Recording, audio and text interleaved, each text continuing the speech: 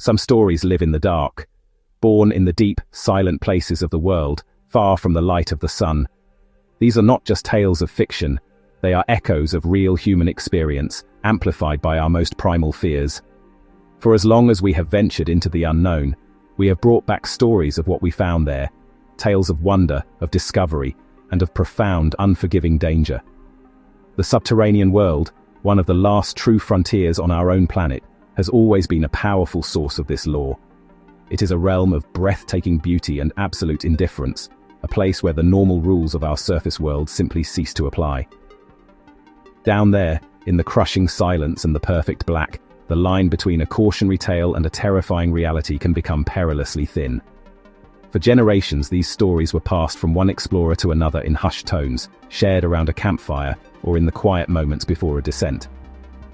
They were part of an oral tradition, a vital library of unwritten knowledge within the tight-knit caving community. But in the modern era, the darkness has found a new medium. These stories now flicker across internet forums late at night. They mutate and spread through comment sections and social media posts, often stripped of their original context and nuance. A warning shared between experts can become a ghost story for the masses, a piece of digital folklore that takes on a life of its own. This is the new frontier of myth-making, where anonymous accounts can cement a legend in the public consciousness, regardless of its connection to documented fact. At their core, however, these are tales of caution. They are stark reminders of the unforgiving nature of the world beneath our feet, where a single miscalculation, a moment of overconfidence, or a simple turn of bad luck can lead to irreversible consequences. For decades, one such story has echoed louder than most in the digital and physical corridors of the caving community. It is a chilling, visceral account of a man trapped deep within the earth, held fast by millions of tons of rock. It is a legend that has haunted seasoned explorers and captivated armchair adventurers for generations, a narrative so powerful it feels as though it must be true. This is the story of William Coughlin, a story that is one of great tragedy. Before we jump in, if you are enjoying this video, please make sure to subscribe to see more true exploration and tragedy videos. As the legend goes, it begins with a descent into a place from which there was no confirmed return. A journey into the heart of the earth that would become a permanent, cautionary fixture in caving lore. But before we follow that descent, we must be very clear from the beginning. The search for the real William Coughlin begins not in a cave, but in the archives. And it is there that the story immediately becomes complicated. The events you are about to hear are not found in any official records. Despite extensive searches by numerous researchers and enthusiasts over the years, the narrative exists almost entirely as anecdotal evidence, a ghost in the machine of the internet. No official rescue logs from any state or federal agency confirm the massive, multi-day struggle that the legend describes. No state or national caving registry, the very organizations dedicated to documenting such tragedies to prevent future ones, contains any report of this accident. And perhaps most tellingly, no verifiable obituary, death certificate, or public record links the name William Coughlin to a death in any cave, anywhere. The man at the center of the story is officially a phantom, yet the story persists. It survives and it spreads because it doesn't need to be factually true to feel real. It speaks directly to a primal, deeply embedded human fear. The fear of being trapped, of being helpless, immobilized, and utterly alone in the dark. It is the horror of confinement, of the walls literally closing in, a nightmare scenario that requires no embellishment. So, why investigate a ghost story? Because within this legend, whether it describes a real event or not, are critical truths about the genuine dangers of cave exploration. This video will explore the enduring power of the legend, the frustrating search for its source, and most importantly, the vital, life-saving warnings hidden inside its dark and unverified narrative. It is a story about a man who may never have existed, but whose tale could one day save the life of someone who does. Every legend needs a location, a place where the chilling events are said to have unfolded. For the story of William Coughlin, that place is Buzzard's Roost Cave in Kentucky. This is a real cave system. You can find it on a map, a documented network carved into the state's limestone bedrock. But here, the connection to verifiable truth ends. There is no confirmed official report connecting Buzzard's Roost Cave to the alleged death. The cave is real, but its role as Coughlin's tomb exists only within the legend. However, the cave possesses the exact features that make the legend so believable. It has tight squeezes and difficult vertical drops. It contains passages that twist and turn, creating disorienting mazes for the unprepared. The legend simply takes these real dangers and weaves them into a single tragic narrative, set within the very real passages of Buzzard's Roost Cave. A story is only as compelling as its protagonist. In this legend, that figure is William Coughlin. But who was he? According to these accounts, William Coughlin was a large man, tall, with a broad chest and shoulders. The legend also portrays him as being relatively new to this specific type of caving, tight passage crawling. He was exploring with a small group, but his inexperience, combined with his size, would allegedly prove to be a fatal disadvantage. It is a classic narrative setup, a man whose physical trait puts him at odds with his environment. The description of Coughlin as a large man immediately creates a sense of impending doom. It is crucial to reinforce that these details are part of the myth. They are narrative elements that make the story more dramatic and its lesson more potent. As the legend goes, Coughlin and his team began their descent, unaware they were walking into a story that would be told for decades to come. Deep inside the cave, the group allegedly arrived at a feature that would become the centerpiece of the tragedy, a narrow vertical chute known in the retellings as the corkscrew. According to the legend, he decided to proceed, underestimating the chute's unforgiving geometry. He positioned himself to enter feet first, the rock walls pressed in, a constant, firm pressure. Then, the critical event occurred. He slipped. In that instant, gravity became his enemy. He dropped, jamming his body deeper into the narrowing funnel of the passage. The physics of the situation were brutal and unforgiving. A human body, especially one descending feet first into a V-shaped constriction, becomes a self-tightening wedge. Every slight downward movement, every desperate attempt to find a foothold that wasn't there, only served to lock him more securely into the stone. The friction generated by his clothing and skin against the rough limestone walls was immense, transforming the passage from a path into a prison. He was wedged tight. The fall had driven his body into a section narrower than his chest and shoulders. This is a classic and terrifying caving scenario known as a vertical squeeze. Unlike a horizontal crawl where a caver can often reverse their movement, a vertical wedge uses the person's own weight against them. To escape, one must move upward, fighting both gravity and the ever-increasing friction. For Coughlin, trapped and with his arms lightly pinned above his head, any independent movement was now impossible. He was completely at the mercy of the rock. To make matters worse, some versions of the story claim a loose rock shifted, settling against his ribcage and adding a point of focused, agonizing pressure. If true, this single event would have dramatically escalated the danger. It's no longer just a matter of being stuck, it's an active injury risk. This focal point of pressure would not only cause intense pain, but also create a new pivot point, complicating any attempt to pull him straight up and potentially causing severe internal damage. The cave was no longer a passive obstacle, it was now an active source of injury. The carefree mood of exploration vanished. Coughlin, stuck fast in the rock, was now completely helpless. Above him, his friends would have heard the sickening scrape, the muffled cry, and then a terrifying silence. Their calls would echo back, perhaps answered by a strained voice confirming their worst fears. In that moment, the adventure was over.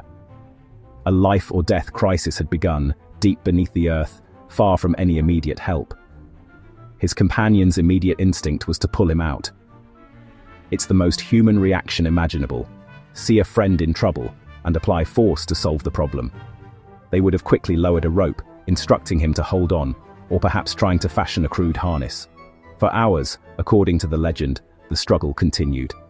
But they were fighting against the immense power of friction. Every attempt to free him failed.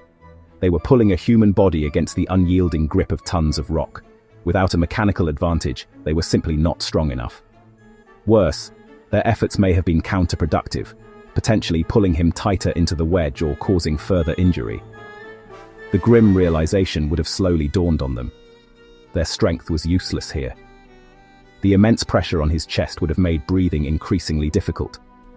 This condition, known as positional asphyxia, is a grave danger in entrapment scenarios. With every breath, his chest would have to fight against the external pressure of the rock. Inhaling would be a monumental effort. Exhaling might cause him to sink infinitesimally deeper, tightening the squeeze. His body would be starved of oxygen, leading to confusion, panic, and eventual loss of consciousness. Time was rapidly running out.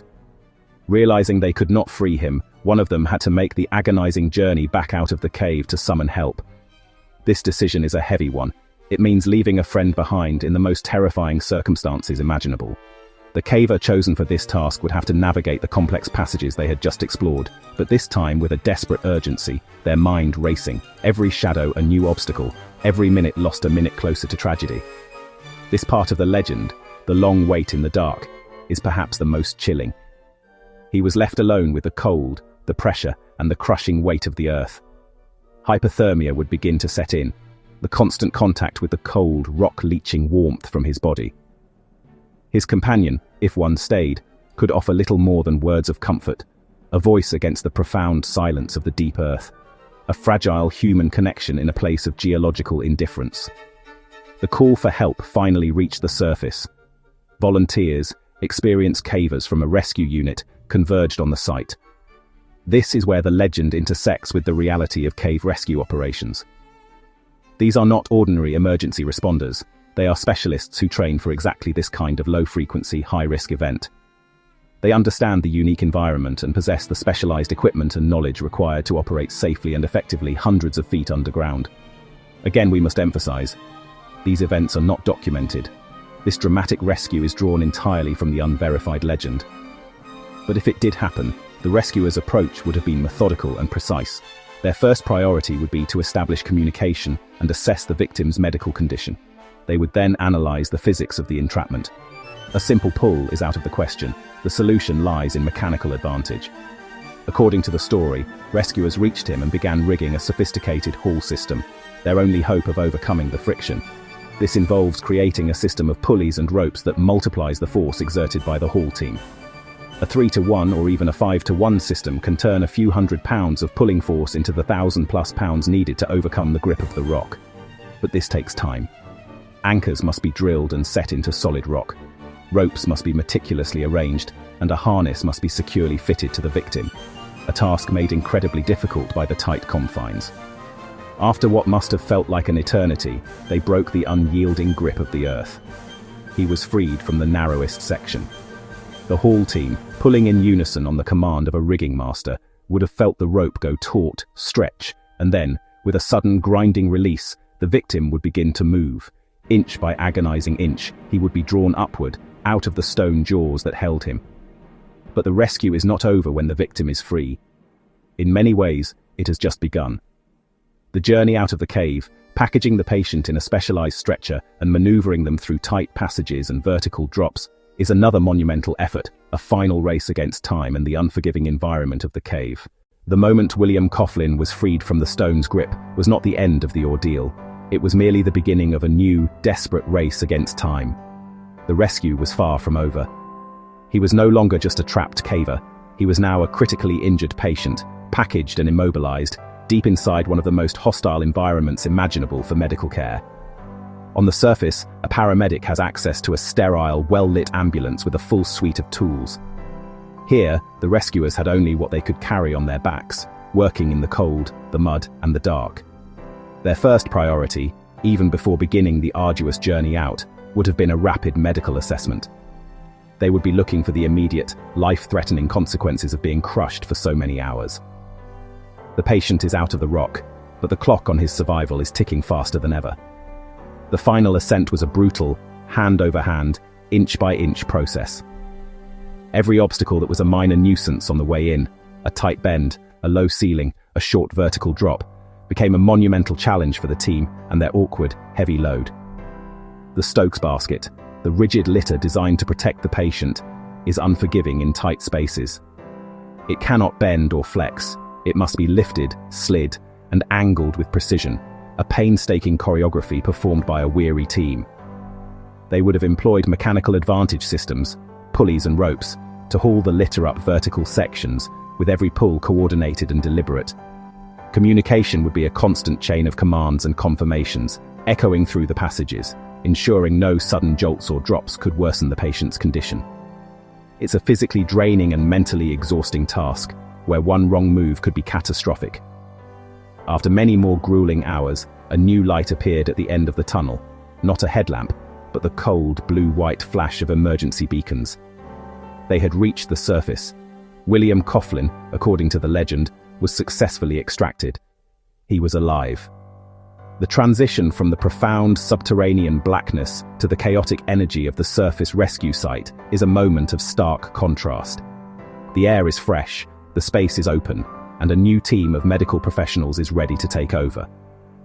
He was rushed to a hospital, a journey filled with its own quiet tension. In most stories of survival, this would be the triumphant end, a hard-won victory against the odds, a testament to human endurance and the skill of the rescuers. But the legend of William Coughlin takes one final, tragic turn, reminding us that the most severe dangers of a crush injury often manifest long after the pressure has been released. According to the final chapter of this unverified tale, William Coughlin died the following day in the hospital. The story claims his body, which had fought so hard for survival, ultimately succumbed to the invisible wounds inflicted deep within the cave. Medically, this tragic outcome is entirely plausible, and it points to a terrifying condition known as crush syndrome. When parts of the body are under immense pressure for a prolonged period, muscle cells begin to die and break down, a process called rhabdomyolysis. These dying cells release a flood of toxic substances into the trapped tissues, including a protein called myoglobin. As long as the pressure is maintained, these toxins are contained. But the moment the pressure is released, the moment of rescue, is also the moment of greatest danger. This is called reperfusion injury. The restored blood flow carries that toxic cocktail throughout the body. The cause of death, as the story claims, was severe internal damage sustained during the prolonged period of compression. The flood of myoglobin from his crushed legs would have overwhelmed his kidneys, leading to acute kidney failure. The massive release of potassium from the damaged cells could have triggered a fatal cardiac arrhythmia, stopping his heart with little warning. His lungs, too, may have been compromised, filling with fluid in response to the systemic shock. Even with the best hospital care, reversing the cascade of organ failure initiated by crush syndrome is an uphill battle. The very act of freeing him, the victory itself, is what allegedly sealed his fate. Now, we must state this with absolute clarity. This part of the story, like all the others, is legend. There are no official records, no death certificates, no hospital admission forms, no news reports that confirm a man named William Coughlin was hospitalized or died from a cave-related incident in this manner. We searched archives and official databases extensively. The name, the event, the tragic outcome. They exist only in the realm of folklore.